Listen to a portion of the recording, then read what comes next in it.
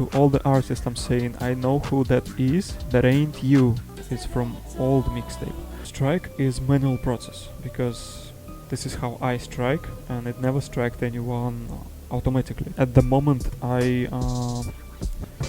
hide and delete all my mixtapes. I have a big plans for YouTube channel of Second Accident, and I didn't want these risks anymore on my channel. I'm just gonna start over and make another channel, so that if people strike me, at least Second Accident won't be suffering from that. Like, yeah, basically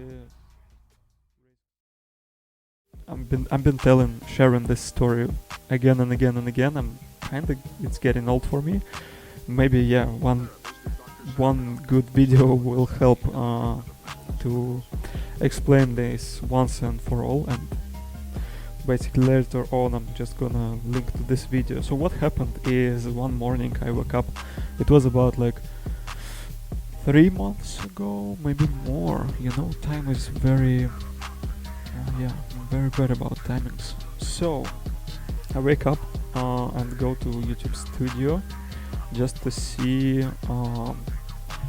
that I got striked. Like, Second Accident official music channel got striked for illegal use of music. I know who that is. To all the artists I'm saying, I know who that is, that ain't you. Because who did that is not answering me. I know who exactly. I don't remember how song sounds, but I know what song caused it. And most important, it's very old mixtape caused this problem. And this is important detail. So what happened, like, one of artists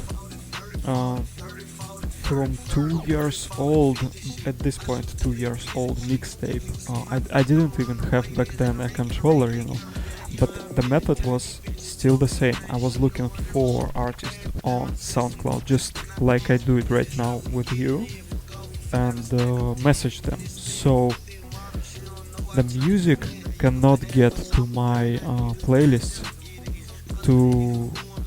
that I use for later to use it to play on mixes before I get approved that, like, yeah, artists say it's okay, you can play it. So it's like impossible to get music to mixtape that I didn't have, that, like, I'm not allowed to play, you know what I'm saying? So this is what happened. One morning I wake up just to see the channel got striked. I'm starting to figure out. I requested that I can play this music, and this is mistake, to YouTube. Of course, it's not really didn't do much. They also gave me how it works on YouTube side. You basically send a request to the person who striked you. You send the request like, can you like undo that? Like, yeah, people will make mistakes. Maybe you just forget about me, because I told you, like, it's a very old mixtape. So this is how I see it. So I requested. Of course, they didn't undo. YouTube also gives you an email to contact people, and I've seen, this is the reason why I know particular song and particular label who basically striked me, which is why, yeah, it's not any of you guys who I work with like for the last 2 years. It's from old mixtape, but it made me realize that every mixtape is potentially have like how many songs? About like 15 at least songs, right? So, and each of artists can easily strike me if they want, if they know how Content ID works and stuff like that. It ain't automatic process. I never seen, and as far as I concern, as far as I know, I never seen that strike could be automatic thing. Usually, because I am also make music, and sometimes YouTube say this is where your music was used, and I like do strikes myself to people. Uh, it usually you should do something really weird with my music so that I strike you. But yeah, if you put like music on, I don't even care that it's stolen, that someone just stole my music without asking me, without requesting the files. It's just whatever. We're getting sidetracked too much. The point is, I know that strike is manual process, because this is how I strike, and it never striked anyone automatically, as far as I know.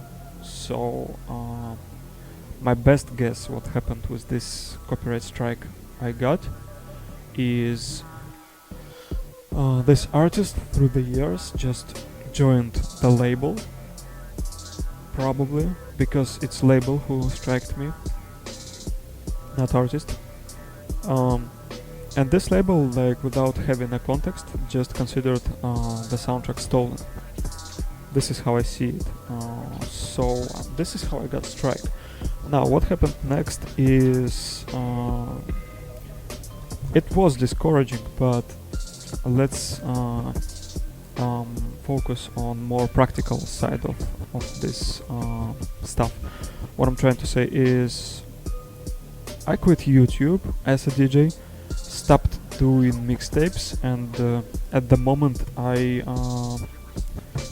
hide and delete all my mixtapes from Second Accident channel. And the plan was to move on without YouTube, because like on Twitch you don't have these problems yet. I think you're gonna have it, and that's, now I'm realizing it's pretty long story. So what happened next is I tried several platforms like Twitch plus Facebook, Twitch plus something else, like different combinations, but I don't have time to dive into some other platform like Facebook or stuff like that, because SoundCloud, YouTube,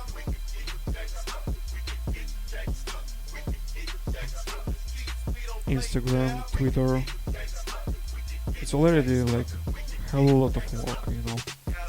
So I realized that I cannot like do everything, but the risks that happened. So what I'm thinking, like Second Accident has a lot of my original music, and it would be so nice and fun to get strikes for like stolen music and get your own content, and basically the whole channel, which is like official channel, like it's not something I would like to have. What I'm trying to say by official is it was how do I say that? It was approved as official channel, and it's like too deep in the YouTube system. Like for example, anytime I upload something to my distributor, anytime I release something official as Second Accident, it goes to channel. So there is like tracks people come back to, there is tracks that people have it. By the way, it shouldn't affect tracks though. Anyway, there is like YouTube functions on two levels, like YouTube functions on the level of theme, so basically distributor or whatever, like music that being uploaded officially to YouTube through distributors. YouTube creates a theme, like there is Second Accident theme, and optionally you can create a channel and connect it all to channel, so every time you upload to distributor and it releases officially, it automatically appears in your channel. You have much less control over this kind of videos, almost none of control, but this is like it's not even channel's video, it's not even like get watch time or whatever.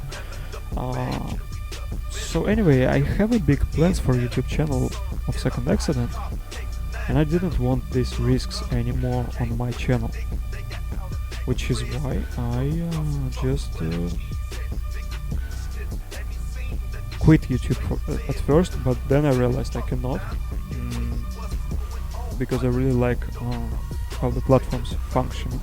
So I decided, okay, I'm just gonna start over and make another channel for this kind of stuff, so that if people strike me, regardless of the fact that they are allowed me to play it, and it's been proved that it can possibly happen, at least Second Accident won't be suffering from that. Like, yeah, basically risks diversification, I guess. This is how we could call it.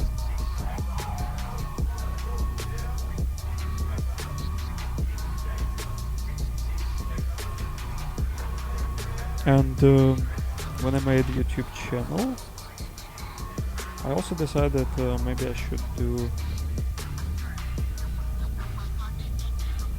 separate two projects completely, because I started to see that risks also double. Not only like impressions actually do not double, because like